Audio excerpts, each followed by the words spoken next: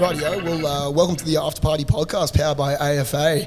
I'm your host, Connor Moroney, and today I'm joined by a very special guest, former Queensland Red and Wallaby, Digby Ioane. How you going today, mate?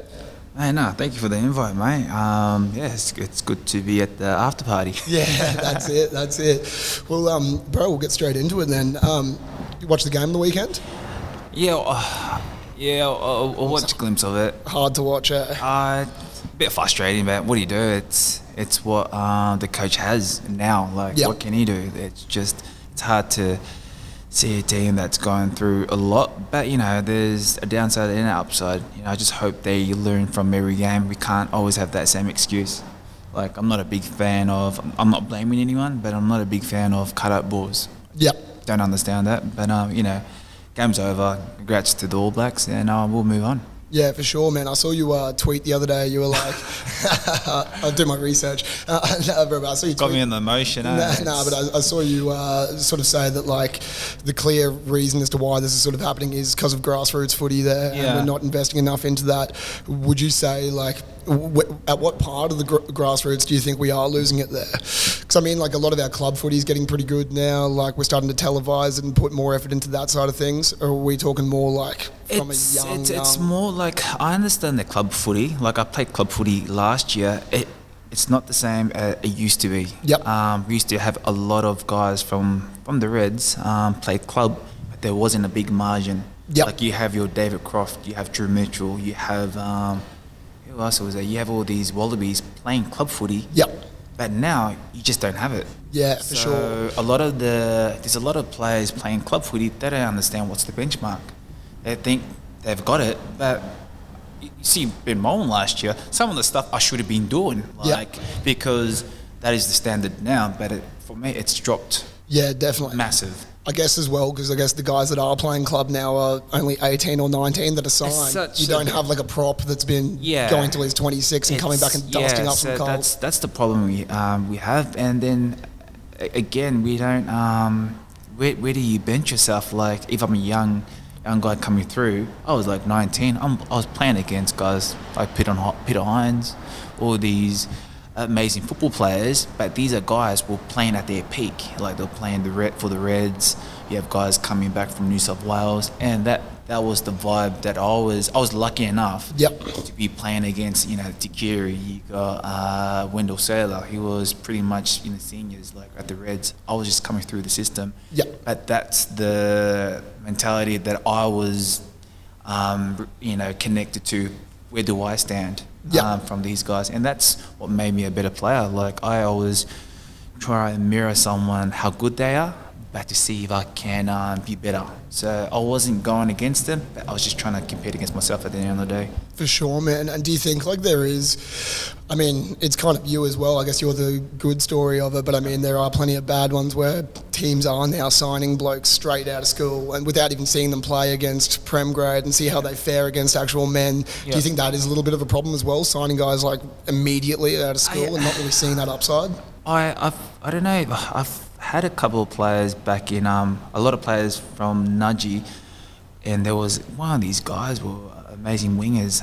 What his name? I won't name him actually, but he was one of the standouts for the Reds juniors, coming through, and I think, geez, this guy's gonna actually play for the Reds. Melbourne Storm gave him a contract and took it. He didn't even think, second guessed it. Geez, why would you go to a sport? Yeah, okay, he's PNG. It's pretty big there, but have you played it yourself? You're killing it already at this level. For sure. And my breakaway was schoolboys. There was David Campese. Yep. There was his nephew playing for the Canberra Raiders. Yeah, okay. So his nephew was, I don't know his nephew's name. It was Campese. Just bring this a bit closer. Oh, sorry. So there was a player named Campese. He played a fair bit of games for the NRL. But that was lucky for me because he played schoolboys the year before. So he was playing 2002. I was coming on. I was playing for Terrace, but I knew I was waiting to mark to be marked against him. Yep. Because I knew he played previous, like the year before. So that was, and I always do my research before. Yeah, definitely. You want to know who you're marked up against. Yeah, marked up. And I'm like, geez, okay, this is the guy. I have to prove myself. But he didn't turn up because he got signed with the Raiders. So he didn't even turn up to the school games, the Canberra Raiders. Oh, not Canberra Raiders, Canberra at that time. But I had my other mate, Ely. I think his name is Ely. Oh, jeez. It's so long ago now. PNG guy, amazing player, but just didn't give himself the chance to even have a crack at with the Reds. Yeah, definitely. And for me, I was lucky enough to even, I don't know, like 5,000.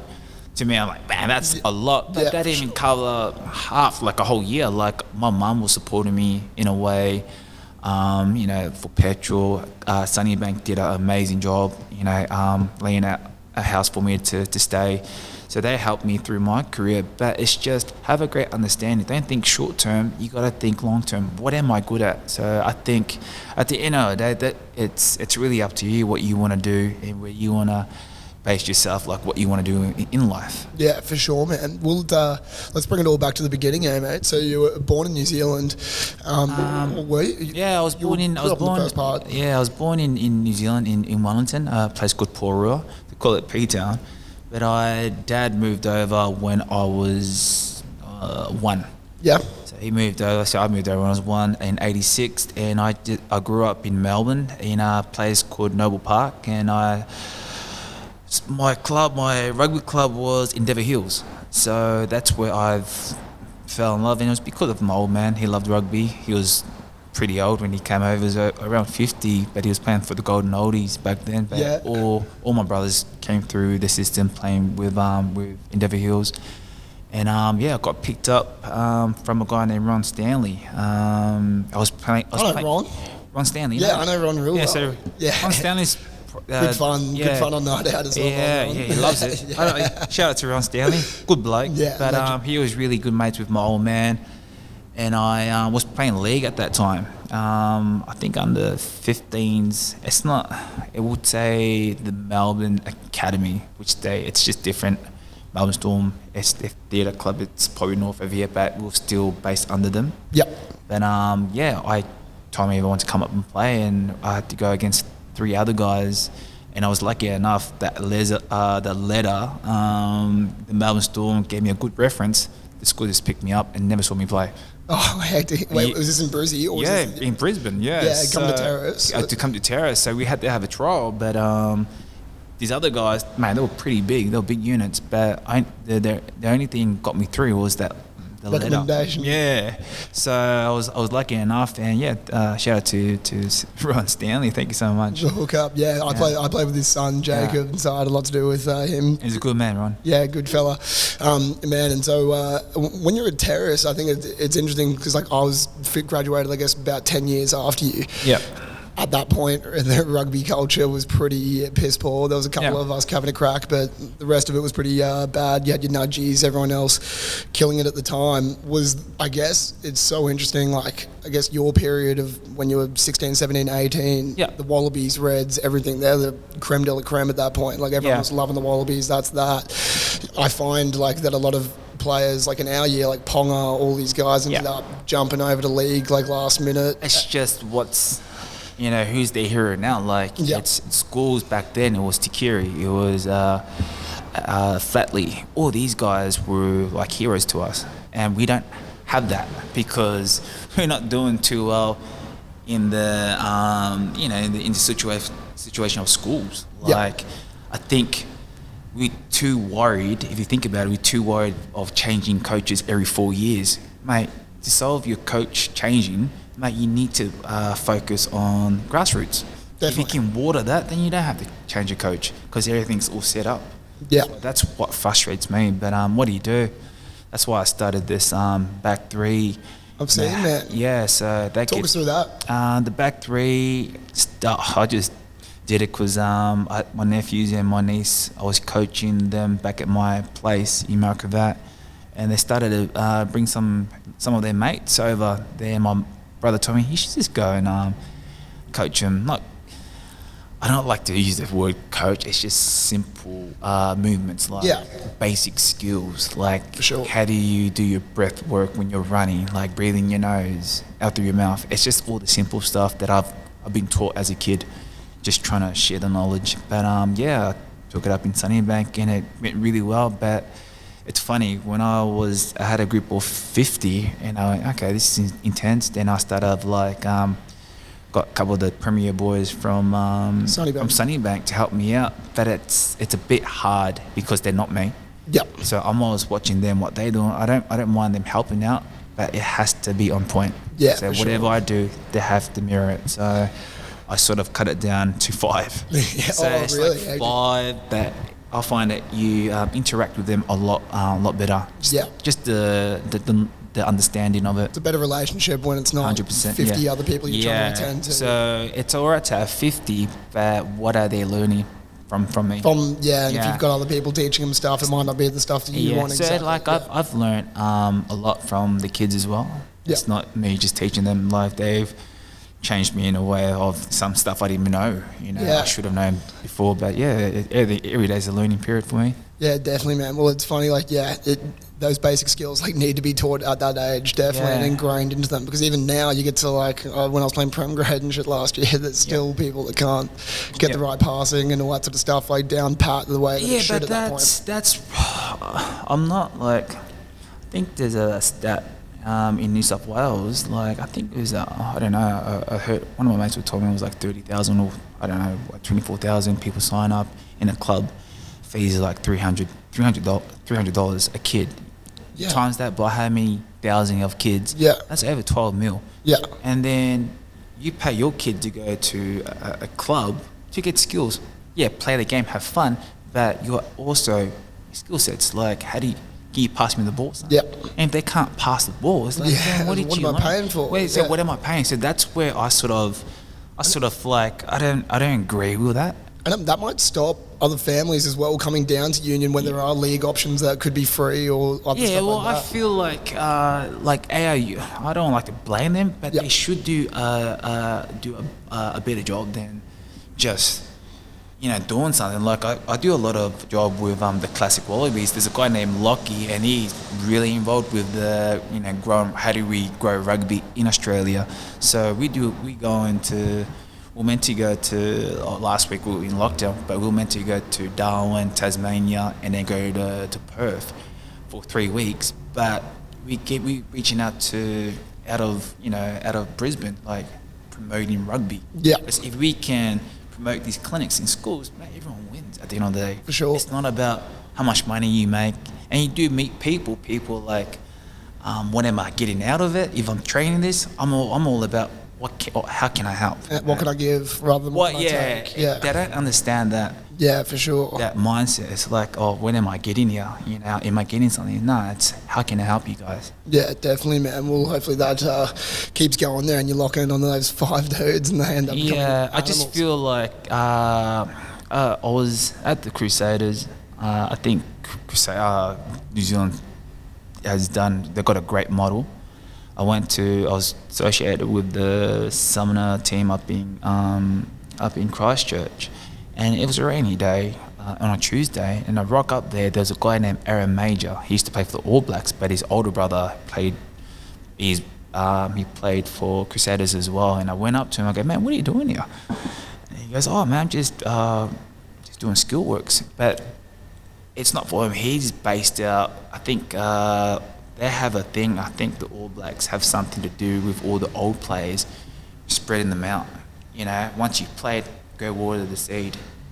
What's the next big thing coming through? And carry that knowledge on to the next guy, next guy, next guy, and it never stops. We don't have nothing like that, and I just feel like there should.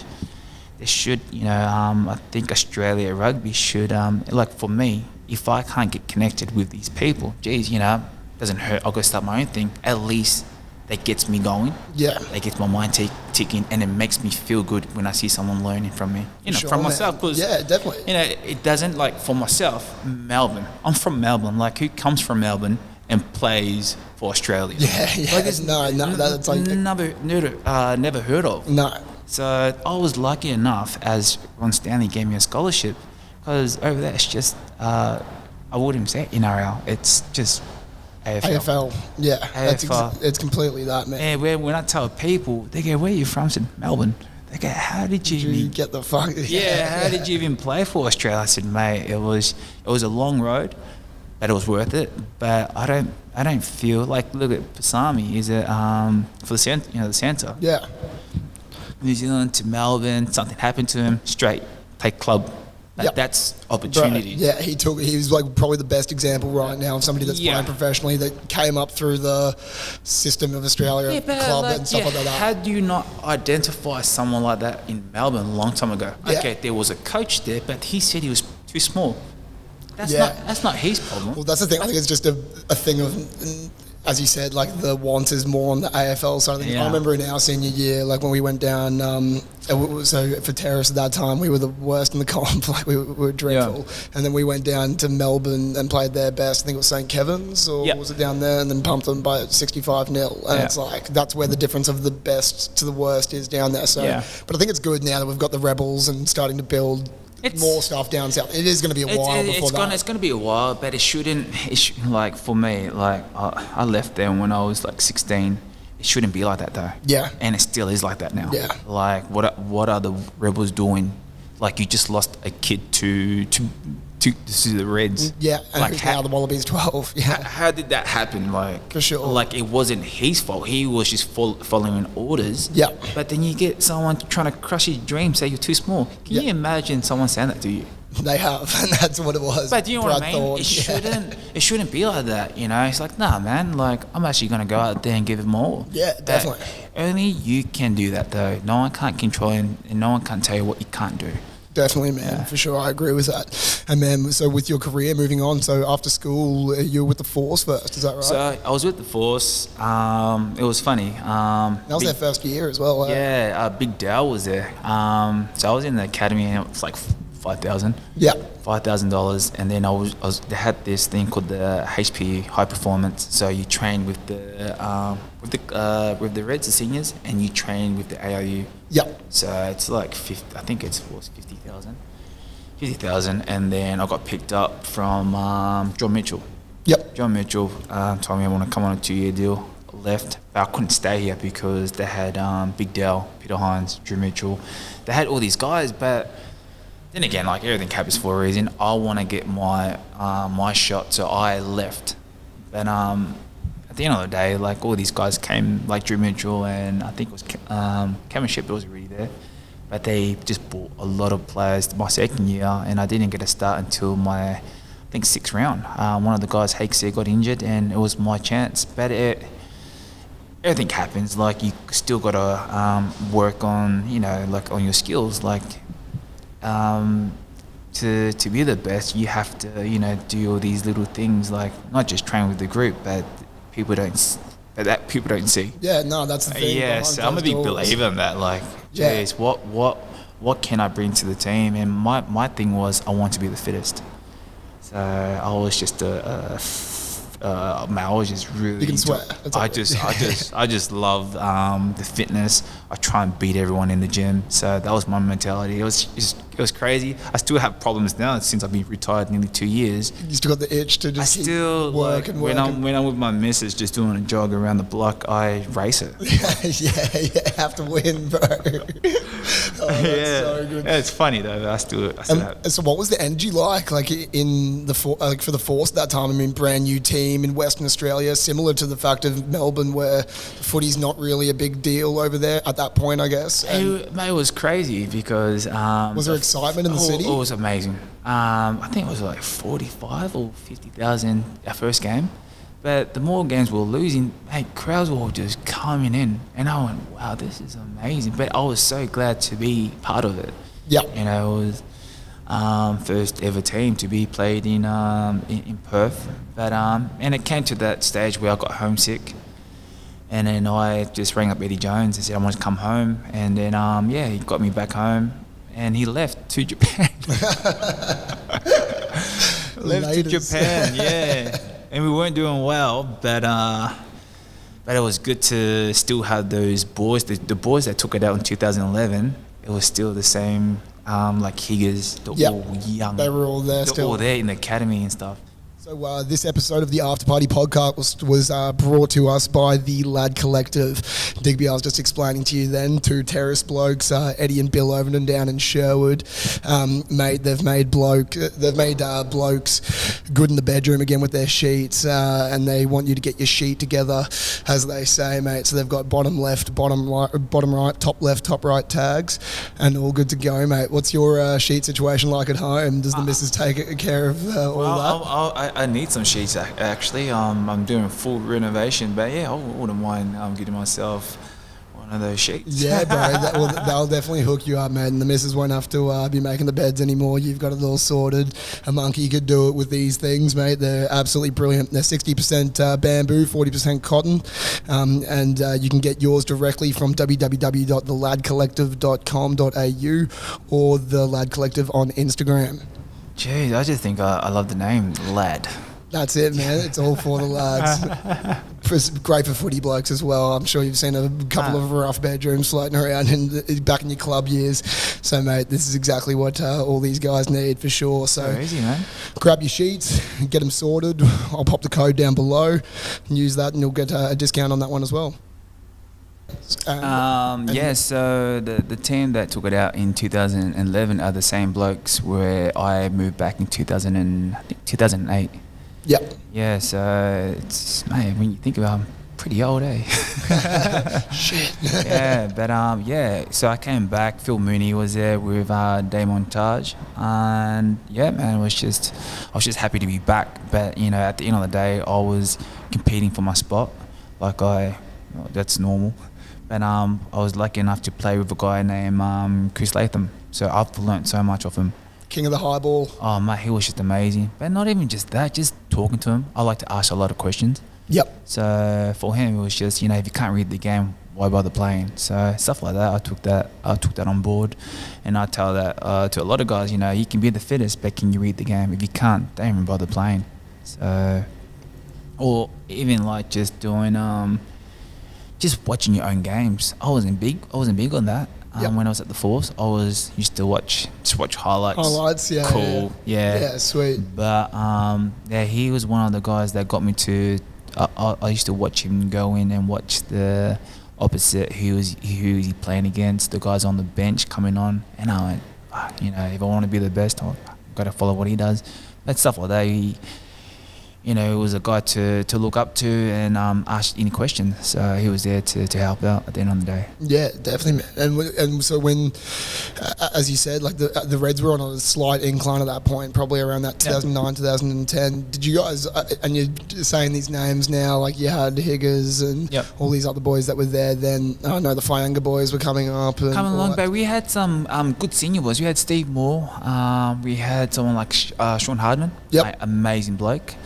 He's one of those blokes you gotta earn his respect, and you do need senior players in there. Like you gotta set, a platform for young ones to come through. You know, you're not here to piss around. You're there to actually work. What can you offer to the club? And I think when Mackenzie came on board, it was just, I think it was more professional in a way. How just understanding the game. And he gave me that free license. I could do whatever, as long as I make yards or try and break the line, trying to help the forward. So I felt comfortable in that way. So pretty much, I just played what's in front. It wasn't pretty much I got to do that, do this. There's some stuff I still have to work on, like tackling, just ball controls, but all that. It's an easy fix, but it was just more instinct how do you stay on top of your game?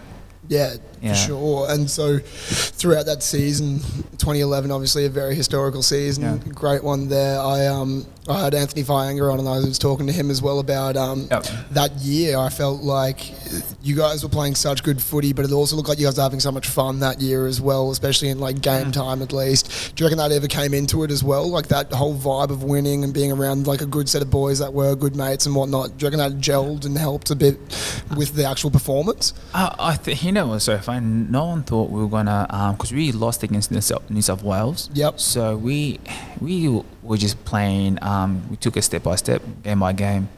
like if we won this game, we'll all go out. If we lost, we're not going out. But it got pretty serious when we won 2 or 3 in a row in South Africa, and then when we were on our way back, we're like, geez, we could actually win this. We're on here. It's sort of like you don't realize until you completed that last round and you just won 3 in a row. We never done that before. Yeah. And we're like, geez, I remember talking to Will and Quay. I said, maybe we could actually win this, mate. But it was exciting times though. But you're most dangerous when you're having fun. Yeah. You don't know that. Yeah, fair. So it wasn't just, yeah, man, we're gonna win it. We were just, yeah, you're pretty much right. We were just having fun at the end of the day. Yeah, definitely, man. And so that year obviously brought so much to rugby in Queensland and everything like that. The crowds were out of control. Who were some of those players that really helped with your game, especially being out there? I guess Quade. I think the guys that I love to work with, and you got to give your forwards the credit because they deal with the hard yards. But I think I based my game around Will and Quade. But before that, I always did my research. I always used to watch Chris Latham. He always loved the inside balls. You call that Chico. So I learned that a lot off him. And there was a guy named Rico Gia, one of the best wingers going around. Is he Jose's brother? Yeah, that's his brother. His older brother. Yeah. So he will play on the right wing, but I used to watch his game every time. But he scores off on the left, and I used to watch him grab those inside balls off Carter. But a lot of people think it was normal what I was doing. No, I was copying all these other players. How can I improve my game? For sure, and because I've always noticed with your game, especially being on the wing, and it's the opposite of what I usually hate in wingers is that you were always looking for the ball and you were hunting for it, and that's because I feel like wingers sometimes feel like they need to hang out there and just wait when it comes out to the side, but you can look for so much, especially those inside balls coming off rocks, like around that 15-metre line there. So Mackenzie was pretty cool with that. I just like to get my hands on the ball. And the more Mackenzie was telling me, the more touches I can get, the better, for the forwards. I was just sort of like one of those running backs, just giving the ball, and I was actually just helping out the forwards. I was just like another forward, just running in a brick wall. Yeah, I watch the games now. I said, "Jeez, I don't think I could do that again." I can't believe I actually did that. Some of the forwards running around now I've come up with 16 surgeries. Just beating yourself up. Yeah. Oh, that's it, man. And then we come into those finals of that year. You had the crazy game against the Blues. That was just absolutely chaos. Yeah. And then the final against the Crusaders there. Talk me through that grand final and sort of the vibes going into it. I think it was just, it didn't hit us until we won it. But it's just there's normal weeks, just turn up on Monday. I get excited every Monday. We used to get so excited just to just see the boys. That's how it was. It wasn't like you just going into work. It was actually, geez, I can't wait to get to work and share the stories what I did on the weekend. Yeah. And it was just it was an amazing vibe to be with your mates. We were like a family, of course, brothers. We were that close. Like no one was. So if we go out to a nightclub or a bar, no one was allowed to leave, just take off. We go there as a team and we leave as a team. Yeah. And then we share stories the next day.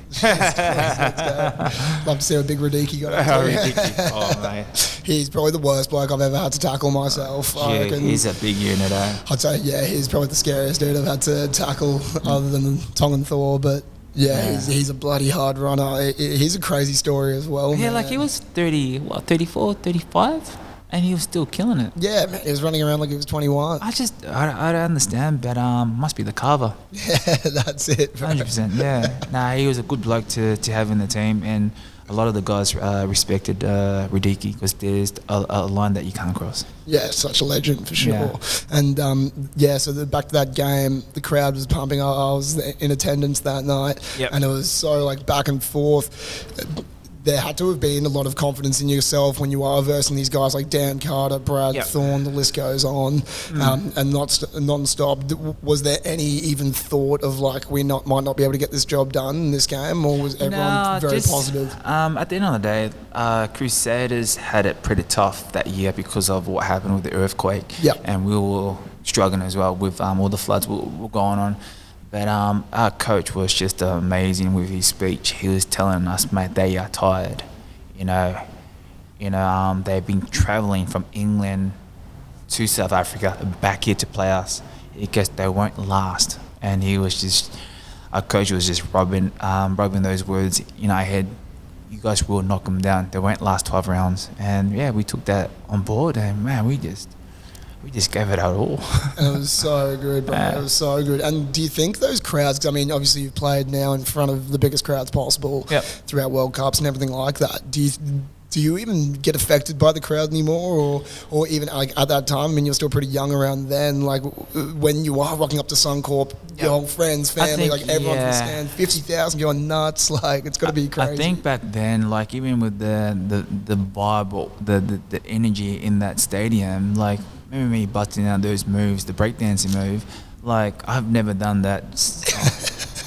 Since the last time I did was year 10.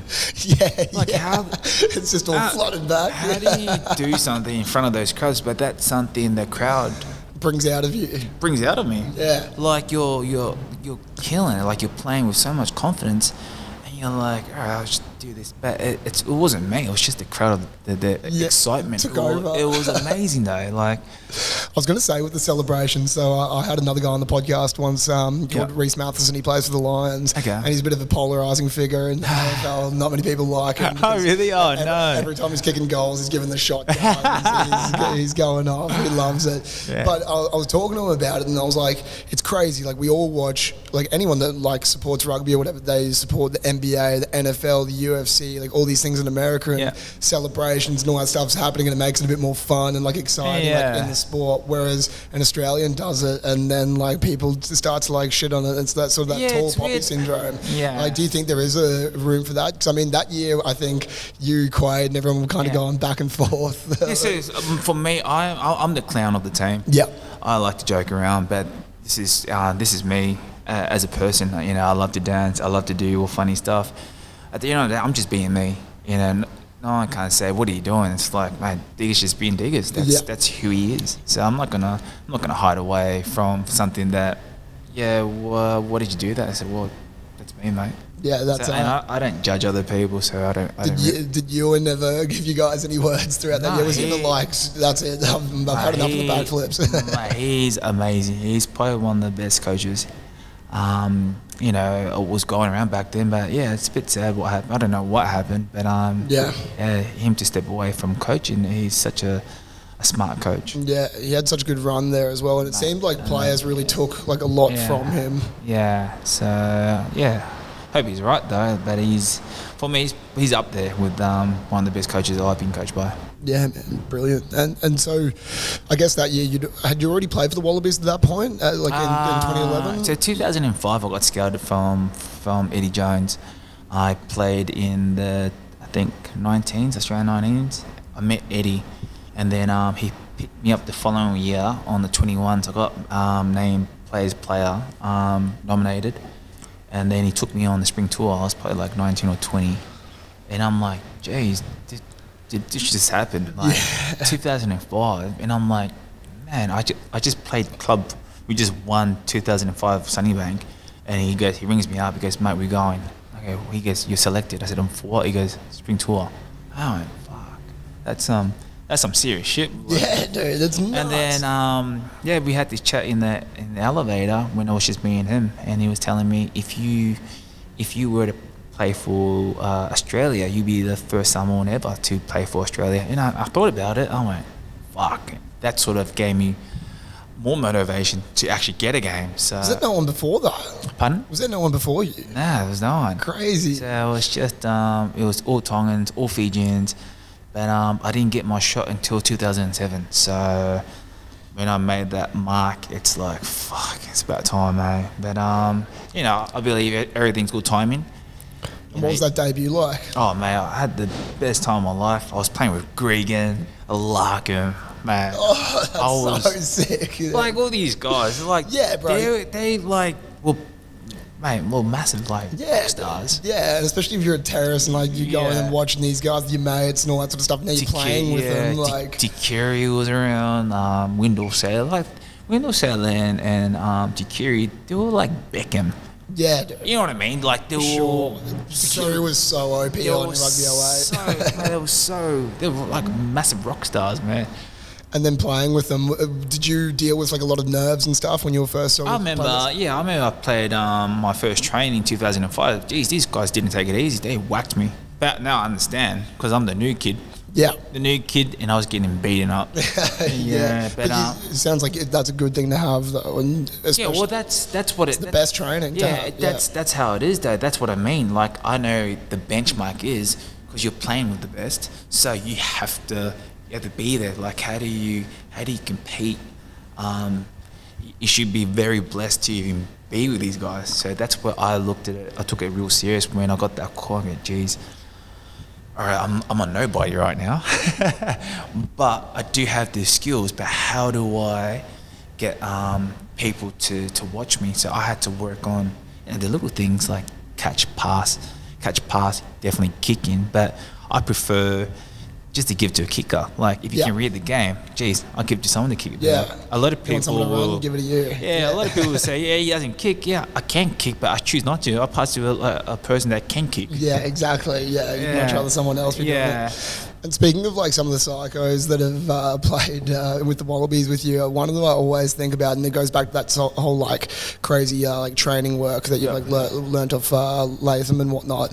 What was it like with David Pocock, man? Because I remember like when I was at school, like I was playing 7, and he was like the guy to be watching, and it was sort of I read his book and just some of the training and everything that he said that he would go through. Did you ever witness that? Or like? Mate, he was an intense trainer.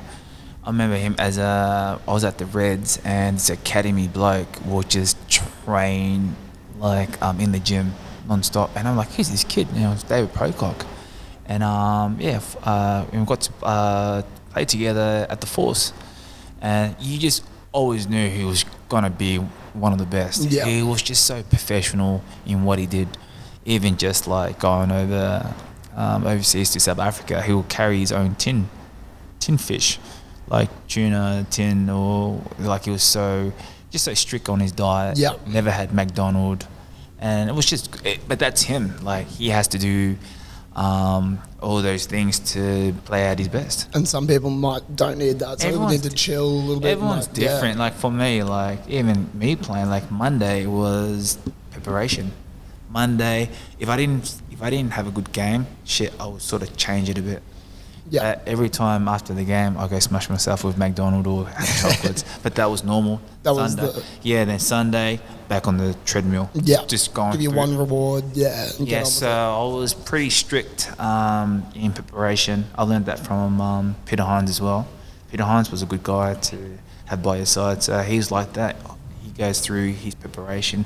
What made me play that way, but it's crazy because you can get a bit fucked up in the head. Yeah. I still talk about with Mum. If Mum wasn't around, I think I would have had that mental health issue, because I used to cry after games because I used to think I wasn't good enough. Yeah. Take it to heart so much. Mate, I'll get man on the match, still cry, because I don't know. You don't know what's good anymore. Yeah, exactly. So and you don't know how to let that go. But Mum was like, son, you play good, forget about it, move on. Yeah. So that's all I needed to hear from Mum, and then I could pretty much move on with my life.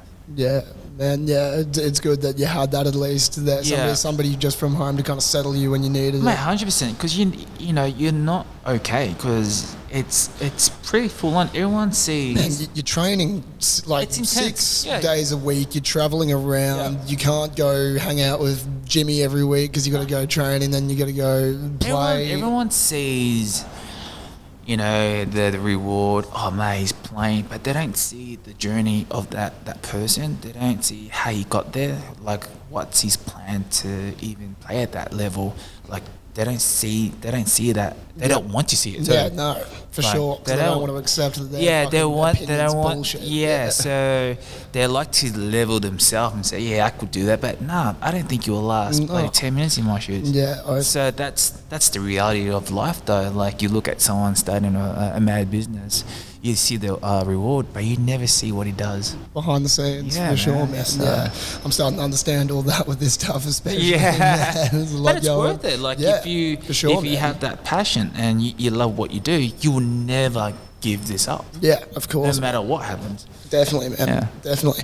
And then the 2011 World Cup in New Zealand, I remember I spoke to Anthony about that one as well. And at the time, obviously, there's the All Blacks and Wallabies had such a good rivalry going on. And going over to New Zealand, he mentioned that there was like a sort of like they were getting a lot of hate when you guys were over there. Yeah, because we beat them at Suncorp Stadium. Yeah. Was that the one where Radicki ran that big run-off try? Yeah. And they're like, nah, we'll get you guys. But it was massive. Like rugby back then was just crazy, bro. That's why like I can't even like people now I talk to, like even blokes that like just watch other sport and they don't get it. I'm like, dude, you know, this was like so not long ago that like this was like the peak.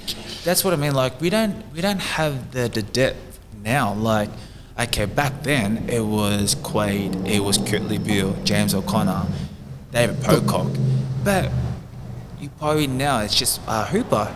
Who's the next rock stars? Who's there? Who's playing? Who's the next X Factor? There's nobody. It's not looking that way at the moment. So that's what I mean. Like grassroots is where it's at. Like instead of looking after these, and I'm not ashamed to say it, like I'm so grateful I got a scholarship and Ron Stanley helped me out, and I was in desperate need. Like I really wanted to play at the highest level, and fortunately I was one of those guys that got a scholarship. But you can't focus just on private schools, man. You gotta go out to the public schools. I'm from a public school. Yeah. And people don't want to know that. But I look at the league model. They've done such a great model for their business, for NRL. Definitely. Like they're going to Marsden. That's where all the Islanders are. For sure, man. And so, every import I know in GPS is from Marsden. Do you know what I mean? Yeah. Like it's that, and then it's also the TV deals on free to wear. We had Foxtel for fucking who knows how long. And the average family can't afford Foxtel. You know what I mean? And to pay for Rego, to do all these things, and it's like. And then you have you have all these Islanders, like middle class. Like I wouldn't say they're well off. They are paying for these kids to go to go to these schools, but they're not guaranteed they're going to be a professional player. Yeah. And that's what I hate seeing. So they're investing at nothing almost. Yeah. Oh, well, man. But another thing I was going to ask you, actually, we were still actually there in the World Cup around that point there. So, like, that energy in New Zealand would have been crazy, I'm sure, because it's over there. You very quickly understand when you're in NZ that it's religion over there. Hey, like the billboards of bloody Dan Carter and Bonds undies. I felt sorry for my mate Quaid. He was, everyone hated him, mate. Man. I don't know, because it was because of the Richard McCaw thing. And, it's like, what else do you want him to do? Give him a kiss, I just didn't understand. Shove him in the head. I did not understand because he's from New Zealand. Yeah, I should be happy for him. Yeah. Well, did you ever have that? I was thinking that as well. Like, you were obviously born in New Zealand. Did you ever have the devil on your shoulder going like, oh, maybe I could go back and chuck the black jersey on? Or was that never in your mind? See, that was one thing. I used to stay up late nights with my old man, and my mum just watched the All Blacks, and Mum will always go against Dad, whatever team he'll go for, and Mum was always going for Australia. And so I think for me it's just more because Australia's done so much for me, like with school, playing schoolboys to 19s to 21s 3 years in a row, playing Australia A, then going into that system. It's just you don't want to turn your back on. Yeah, the list just goes on. But you're just grateful that you played in those teams to chase that dream of getting the cap for the Wallabies. Yeah, and It was a bit of an unsuccessful campaign over there that year. Well, it wasn't unsuccessful; it just didn't get the dub. How different is that, like in comparison to your normal Test match sort of set up throughout a year? You guys are playing so much more regularly and whatnot. Is it a lot more volatile and hard to get into your rhythm into a World Cup? A World Cup. I think that was one of my dreams. My goals were to win a super title and to play in a World Cup. And then after that, I just want to just go overseas, and look after yourself once you retire rugby. So yeah, was that a tough decision to move overseas at the time? Or? My situation was crazy because I had a falling out with the Reds. My brother had a fight down in Melbourne, and I don't know how I got involved. I stopped the fight, and the guy said it was me that started the fight. But then there's always a third party deal, never goes through. Yeah. But I would have taken that on board if they said, "Listen, Diggers, we don't have the money." Yeah. And I would have said, "Yeah, that's all good." Because back then you have 2 contracts, so you get one from the ARU, then you get one from Queensland. So they try. So the Reds weren't paying half my wage for the last 2 years. So I'm always asking, man, I'm going to get paid. And then when that happened with my brother, they said, no, the sponsors won't pay you. And I was thinking, man, this what's this, like 2 years after you get a chip? Semi-final, built a fucking franchise. Yes, but that's what I mean. And I was pissed off, But then at the end of the day, my agent back then was Piccone and my mum. They put me out to in France, and my club just came up just like that. And I went, fuck, what do you do? I didn't want to go anyway. But mate, if they're gonna pay the money, fuck. There's a point where it's like, I'm only going to be playing X amount of years. And people look at those overseas moves like a big deal. But to them, there's a point like, what am I going to get 75 here or go over and get the. But what I don't understand, like, how do you play like a team, like you got a mad business model, your club's doing so well, how do you just drop? I don't know. Do you know what I mean? Yeah. Like, it was just. There's a lot of stories behind the scenes, and no one knows it. Yeah. But they were just so stingy with greedy with money. Yeah. Like, they think I was greedy, mate. The CEO just was like, I don't brag about him, but mate, he did some crazy stuff. Yeah, hectic. Like, no one sees that from the outside. And if you're a part of the organisation getting shit on, you're like, fucking take a look behind the door for a second. Mackenzie leaves. Like, how did Mackenzie leave? Yeah. I don't understand. So after I left, they said they had no money. They got these other guys. Like, they signed Carmichael and one of the Japanese players. Oh yeah, what's his name? I'm like, and he wasn't even that like. But you know what I mean? Like, they just look at different ways. And I'm not against Carmichael. It's one of my best mates. Yeah. But it was just the situation. But it was just, how do you say you got no money now? You're paying all this money. I'm like, wow, this is just mind blowing. So, how was it in France though? I saw as well. Like, at what point was you? Because is it your cousin Monty? Monty, yeah. And he was coming out and playing with you as well. So Monty came up. It was funny because I didn't know who I was going to go with. Monty just finished school, and I said, "Do you want to come with me? Do you want to come with me to Paris?" And he goes, "Yeah, I'll come." But they've never seen him play, so they gave him a contract. Gave him a contract, and he loved it. And he's playing. He's killing it for Italy. Yeah, it looks like he's bro. Killing it. Yeah, he's just going all around Europe wearing sick clothes. Yeah, he's actually, mate. He's a dapper guy. Yeah, so he's playing. I'm just glad he's for him as my nephew. But you can see the level he has to play against the best in the world to improve your game. Yeah. Like over here, you're only playing against whoever, Joe Blow. Yeah.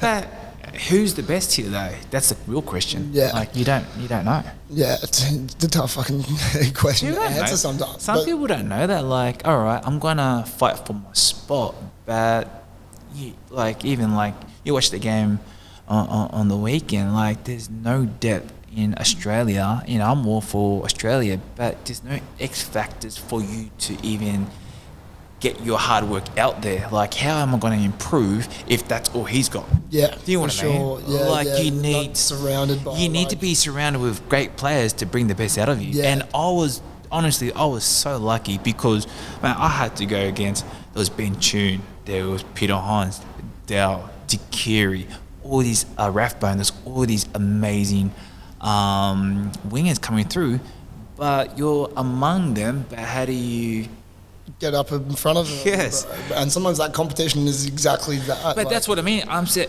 lots of fire under your ass. We're competing against each other, but at the end of the day, you're just competing against yourself because you need these guys to push you to your max. Yeah. So that's how I look at it as when I try and compete, and when I'm trying to fight for my spot, I'm not hating the person. I'm actually supporting him because at the end of the day, I should be more grateful for him for pushing me. But yeah, it's weird in this kind of, in that kind of situation where you just want to know, geez, man, there's no depth in Australia. You wonder why everyone's playing overseas. Or league. Yeah, I can't believe, is it Korobeti's going overseas to Japan? Is he?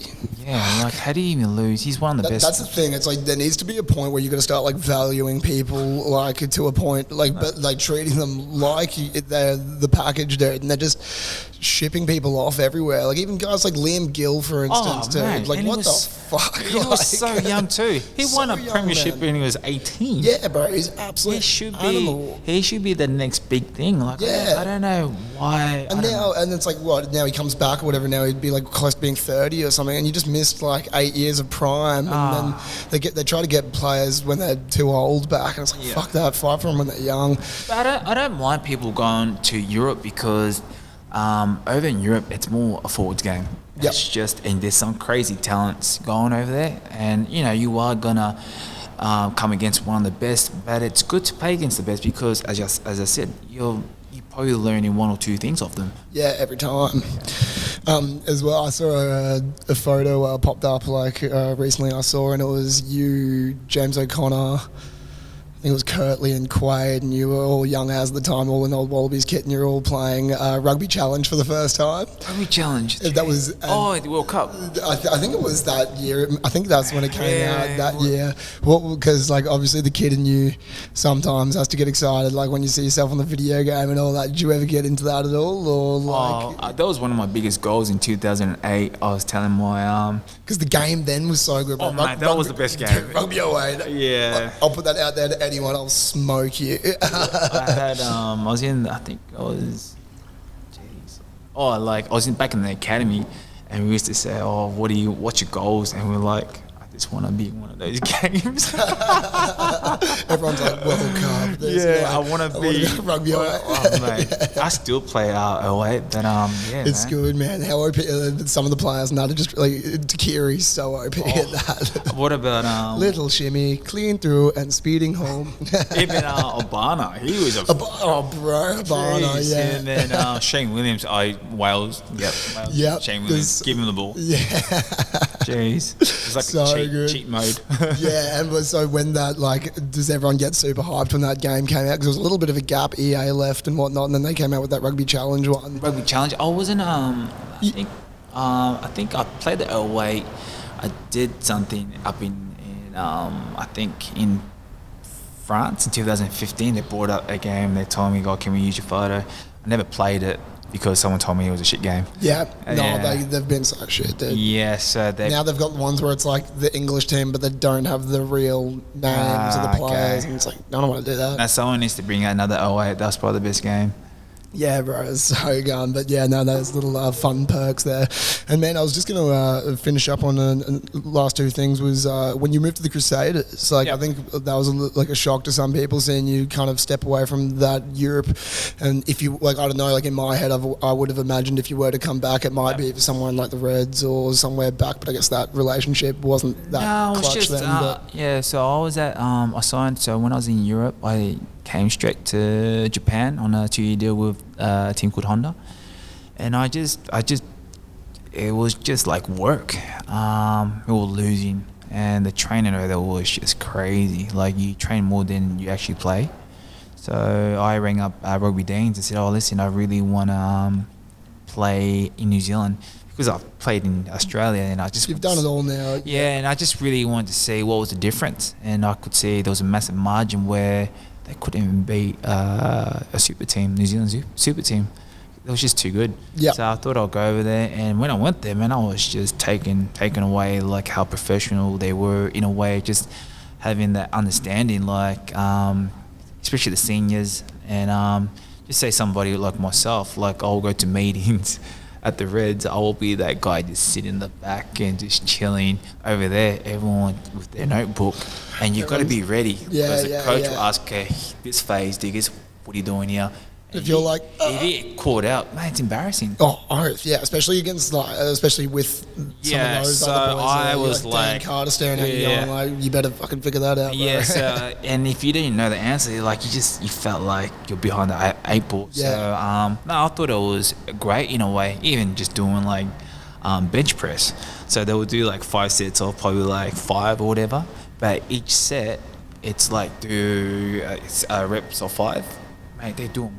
Catch and passing in between and back. I'm like, wow. So you just really everything made sense. So you can see they were just so professional in a way. Catch and pass, it's probably like the difference in what you're trying to do, like a game plan. If you don't have those skills, what's the point of having a game plan? Your mate can't even catch a ball. So that's what I mean. I think Crusaders were so good, just catch passing, and their skills were just next level. Like everyone could, the forwards were catching balls and passing better than the backs. Chuck and scream. And I just didn't understand that, but they just play what's in front, and they always had that support, like breaking the line, give that everyone's passing like Sunnyville. But man, I thought it was just crazy how they were just having all these skill sets and just having a great understanding of the game. Yeah, and then you left halfway through that season, did you? So I played I think it was a couple. I got there, I played like 3 or 4 games. I broke my finger against the Reds and tried to play against the Force, and then... Were there any old faces back in the Reds there when you were... Yeah. So how was that, coming back and versing those guys? I guess all of them would have been chill-ass. I just wanted to take someone's head off. But it was good. Like, I think it was Mitch. Yeah, Mitch got that kick over. Yeah. And we were down with a lot of players injured, and man, we were just so good to come back. And it's they're good at just playing that 80-minute game. It's not... It's like the Wallabies. Okay, we're in it. Can you finish it? Yeah, well, that's the thing. Like the All Blacks or any New Zealand team, they play 80 minutes of rugby, the whole time. That's all it is. And that's what, like, in the first game, not the one on the weekend, that first Play-to-Slow game this year, like 2 weeks ago, there was a 15-minute, because I was talking to Tom Banks last week, there's a 15-minute window. Yeah. And they score 3 tries. Like, and that's the thing, you can't turn off against these guys because they'll take the advantage from that. Yeah. And I feel like that's what some of our teams are missing out on, is just that full 80 minutes of, like, you need to be there. I just, watching the first test, I think it was the winger. Is it Tom Wright? Tom Wright? Yeah, like, for me, like, as a Wallaby, you learn that, I'm not against the guy. I think he's a great player. But stuff like just being casual, like kicking the ball out, you go, all right, it's cool.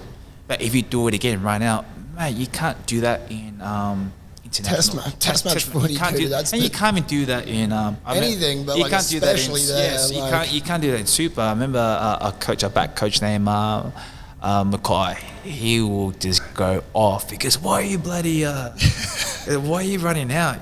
There's crocodiles out there. And I'm like, what the heck? And he used to tell Rod Davis, mate, there's crocodiles out there. Mate, you're giving the ball away. But stuff like that, you gotta have a great understanding. You're not just playing Super, mate. You're actually representing, your country. So that's where I you get a bit frustrated. He's like, man, is this guy really? If he wants to continue playing the next test, he can't afford turning over balls. So that's where I look, little things like that. It's like, shit, man, I dropped the ball once, I turned over a ball, if I'm keep doing that again, that's not on. Yeah, you need something needs to fix, change it. You and you need to be able to do it in the middle of the game as well. You can't wait till next week. You can't just... and he probably felt bad doing it, but it's hard. You just got to get over it. No what's the next? I said, what's the next job? Yeah. Like you're there for a reason. You got to take your opportunities. Yeah, one of the best coaches I've had, big South African bastard, and he just always used to be like, don't say sorry, just fix it. Yeah, and that's 100%, and that's the best thing you can hear sometimes. It's like you don't want to bitch and moan, whatever, and you don't need to get shut on for it either. You just get on with it and move on. Because you don't know when's going to be your next game. Like, you just don't know. For sure, man. And then after that, we'll finish up here, man. Retirement, stepping away. You say you still got the edge, the competitive venue that's still there. I still compete in a way, but I would never play. Go back out. Yeah. I'm happy. And you were at peace with that decision when you left? Well, it's funny. I retired because of my dad. Dad passed away, and he was the reason I played. So when he passed away, I was meant to go to America. I just stopped fully. I go, mate, rugby's not everything. Just chill for a bit and look after mum. And I just came to that. I don't like to say, go and say I've retired, because I still got a lot to learn in life.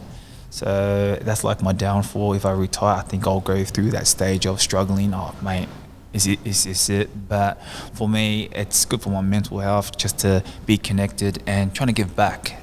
How can I? Because I love the game at the end of the day. I love playing it. But now, how do I get involved? Man, it's easy. Just teach these kids. Exactly, man. What you Bring learn. It full circle. Yeah, I'm not trying to be Will Gagnon's wants to be a professional coach. For me personally, I just want to help in a way. How do you, simple skills, fine tune everything, catch and pass. How do you read the game? And just making it fun for kids.